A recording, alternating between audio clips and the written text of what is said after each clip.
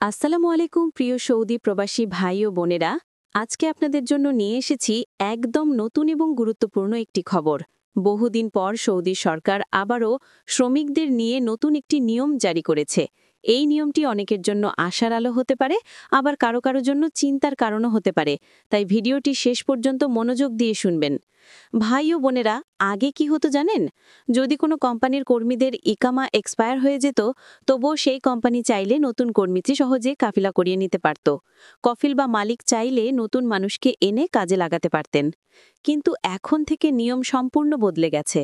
Saudi সরকারের নতুন আইনে বলা হয়েছে, যদি কোনো কোম্পানির পুরনো কর্মীদের ইকামা মেয়াদোত্তীর্ণ থাকে, তাহলে সেই কোম্পানি আর নতুন কোনো কর্মীকে কাফেলা করাতে পারবে না। অর্থাৎ আগে যাদের ইকামা শেষ হয়ে গেছে, সেগুলো অবশ্যই আগে রিনিউ করতে হবে। তারপরই কোম্পানি বা কফিল চাইলে নতুন কর্মীকে আনতে পারবে।